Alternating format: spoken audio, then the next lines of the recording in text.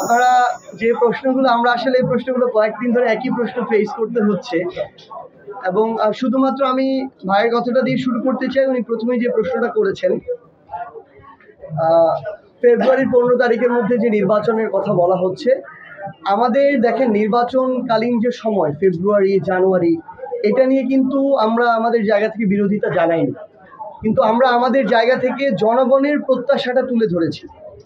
আমরা বলেছি যে মৌলিক সংস্কারগুলো যদি না হয়, জুলাই সনদের আইনগত একটা শক্ত ভিত্তির উপরে এই জুলাই সনদের ভিত্তিতে যদি নির্বাচন না হয়, এবং আমরা যে সংস্কারগুলোর কথা বলছি এগুলো সংস্কারগুলো সাস্টেইনেবল হওয়ার জন্য, আইনগত ভিত্তি শক্ত হওয়ার জন্য যে গণপরিষদের নির্বাচন, একই সাথে নির্বাচন উইথ গণপরিষদ, এই গণপরিষদ নির্বাচনটা যদি না হয়, এত বড় যে একটা গণহত্যা হলো, এটার যদি আমরা ন্যূনতম বিচারিক প্রক্রিয়ার দৃশ্যমান রায় আমরা না দেখতে পাই, তাহলে আপনি যেই সময়সীমায় বলেন না কেন, সেই সময়সীমা এটা জনগণের আকাঙ্ক্ষার সাথে প্রতারণা। আমরা আমাদের জায়গা থেকে এটা মনে করি। তাই আমাদের জায়গা থেকে স্পষ্ট যে বার্তা, যে এটাই বাস্তবতা যে সকল যে বিচারিক প্রক্রিয়া এগুলোর রায় ফেব্রুয়ারির মধ্যে হবে না বা হওয়া সম্ভব না। কিন্তু দৃশ্যমান কিছু গণহত্যার সাথে সরাসরি সম্পৃক্ত যে ব্যক্তিরা, শেখ হাসিনা, কামাল থেকে শুরু করে আরাফাত, পলক থেকে শুরু করে যারা ছিল, এই ফ্যাসিস্টদের সবচেয়ে বড় যারা বাহক ছিল, ধারক ছিল, তাদের রায় কার্যকর কিংবা রায় প্রকাশিত হওয়ার পূর্ব পর্যন্ত অন্তর্বর্তীকালীন সরকার ওই প্রক্রিয়ায় তাদের জায়গা থেকে জনগণের আকাঙ্ক্ষার বিপরীতে যেতে পারে না। সো নির্বাচনের ফ্রেম নিয়ে আমাদের সমস্যা নেই, ফেব্রুয়ারি 15 তারিখের মধ্যে হলেও সমস্যা নেই, কিন্তু আমরা যেটি বলছি এই বিষয়গুলোর মধ্য দিয়ে ওই জায়গায় যেতে হবে। আর দামির কথা বলেছেন ভাই, আমরা স্পষ্ট করে একটা কথা বলি, 24, 18, 14 নির্বাচনে যারা অংশগ্রহণ করে সুবিধা ভোগ করেছেন, আমরা আমাদের জায়গা থেকে এটা মনে করি, যারা ওই জায়গায় পুরো সময়টি থেকে সকল সুযোগ সুবিধা নিয়ে আওয়ামী লীগকে সরকারি দলের বৈধতা দিয়েছেন, তাদের আগামী নির্বাচনে অংশগ্রহণ করার কোনো অধিকার নেই। সো এখানে আমাদের অবস্থান স্পষ্ট। এটা আমরা আওয়ামী লীগের প্রশ্নও বলেছি, আমরা জাতীয় পার্টির প্রশ্নও বলেছি যে তাদের বিচারিক প্রক্রিয়ার মাধ্যমে নিষিদ্ধ করার দিকে তাদের পথ, এবং দলগতভাবে এই আওয়ামী লীগের বিচার হতে হবে, এবং তাদের যারা বৈধতা দিয়েছে তাদেরও এই বিচারিক প্রক্রিয়ার মধ্য দিয়ে যেতে হবে। সো এই ক্ষেত্রে ডামি বলেন আর অ্যাকচুয়াল বলেন, যারা এই নির্বাচনগুলোতে অংশগ্রহণ করে এমপি হয়ে ফ্যাসিস্ট কাঠামো তৈরিতে সহযোগিতা করেছে এবং সকল সুযোগ সুবিধা নিয়েছে, তারা আগামী নির্বাচনে কোনোভাবে অংশগ্রহণ করতে পারবে।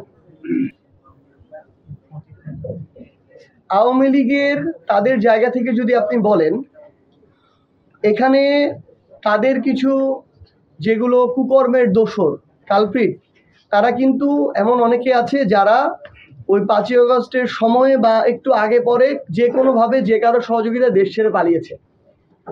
তারা যখন ওই দেশে এই ধরনের আবার অনাকাঙ্ক্ষিত এই ঘটনাগুলো সৃষ্টি করছে, আমরা মনে করি বাংলাদেশের পররাষ্ট্র মন্ত্রণালয়, অন্তর্বর্তীকালীন সরকার, তাদের পক্ষ থেকে ক্লিয়ারলি এই বিষয়ে অ্যাকশনে যাওয়া প্রয়োজন, এবং তাদের জায়গা থেকে আমরা দৃশ্যমান পদক্ষেপ প্রত্যাশা করি, যেটা নিতে তারা এখন পর্যন্ত ব্যর্থ হয়েছে। মাহফুজ আলম ছাত্র উপদেষ্টা, তিনি যখন এরকম একটা ঘটনার মধ্য দিয়ে যান, পরবর্তীতে আপনি যখন আবার ছাত্রদের যে অভ্যুত্থানে যারা নেতৃত্ব দিয়েছে তাদেরকে নিয়ে আপনি একটি সফরে যাবেন, আপনার ওই প্রতিরোধমূলক ব্যবস্থাগুলো নিয়ে যাওয়া দরকার ছিল। আপনি নেন না, এটা আপনার গাফিলতি, এটা আপনার সীমাবদ্ধতা, এই ব্যর্থতার দায় আপনার স্বীকার করতে হবে। কিন্তু আমরা চাই এর পরবর্তীতে শুধু দায় বহন করে আর বিবৃতি দিয়েই যেন আপনার পদক্ষেপ শেষ না হয়ে যায়। আপনাদের স্পষ্ট এগুলোর বিরুদ্ধে দৃশ্যমান ব্যবস্থা নিতে হবে, আমরা সেটার দিকে তাকিয়ে আছি।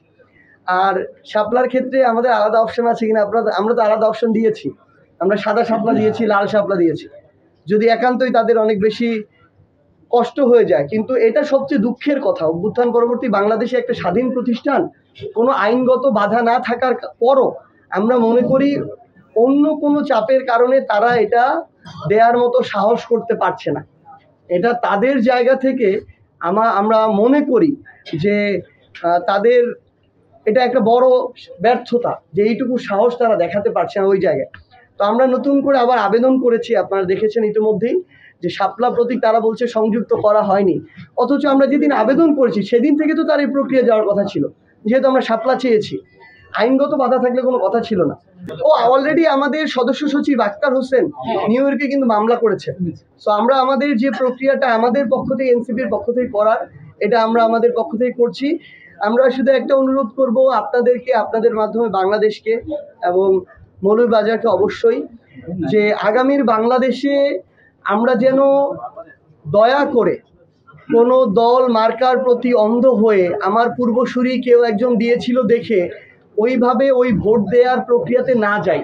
আমরা 5 বছরে একবার এই গণতান্ত্রিক অধিকার চর্চার সুযোগটা পাই। এখানে যদি আমি এই বিভিন্ন কোরাম, আগের অভ্যস্ততা বা পারিবারিক লেগেসি, এই জায়গা থেকে আমি এই অধিকারের প্রয়োগের জায়গাটাতে বায়াসড হয়ে যাই এবং তুলনামূলক অযোগ্য একজন মানুষকে আমি আমার ভোটটা দেই, তাহলে দিন শেষে পরের 5 বছর আমি তাদের থেকে ভালো কিছু আশা করতে পারি না। এবং তারা যেই বিভিন্ন ধরনের যদি কোনো অনাকাঙ্ক্ষিত ঘটনার সাথে সম্পৃক্ত হয়, অপকর্মের সাথে সম্পৃক্ত হয়, এই দায় আমরাও এড়াতে পারি না। সো আমরা আপনাদেরকে অনুরোধ করব, আপনাদের মাধ্যমে সকল মানুষকে, যে আমরা যেন সবচেয়ে ভালো যোগ্য মানুষটাকে বেছে নিই, যারা নিজেদের জায়গা থেকে, সৎ থেকে, সকল ধরনের অপকর্ম থেকে দূরে থেকে তাদের জায়গায় সর্বোচ্চভাবে দেশ এবং মানুষের জন্য কাজ করার চেষ্টা করছে। আমরা যেন তাদেরকে সমর্থন দিই, সহযোগিতা করি। এবং আপনাদের প্রতি অনুরোধ রাখবো, সর্বশেষ যে অনুরোধটি, আপনাদের কাছে আমাদের অনেক প্রত্যাশা। জুলাই অভ্যুত্থানে আপনারা এই প্রত্যেকটা গুরুত্বপূর্ণ ঘটনাগুলো, রাজপথের চিত্রগুলো শুধু বাংলাদেশ নয়, বিশ্বের সামনে তুলে ধরেছিলেন বলেই মানুষ এভাবে রাজপথে নেমে এসেছিল, এভাবে সব কিছু মানুষকে হার্টে গিয়ে হিট করেছিল। তো আমরা চাই আগামীর বাংলাদেশেও আপনারা আপনাদের এই পেশাদারিত্বটুকু বজায় রাখবেন, কারণ আপনারা আপনাদের এই গুরুত্বপূর্ণ পেশাটার সাথে যতটা জাস্টিস করবেন, আগামীর বাংলাদেশে কালপ্রিটরা অপকর্মের সাথে সম্পৃক্ত হতে ততটা ভয় পাবে। তো আপনাদের অনেক বড় দায়িত্ব। আশা করছি ইনশাআল্লাহ আমরা একসাথে আমাদের জুলাইয়ের কাঙ্ক্ষিত বাংলাদেশ গড়তে পারবো।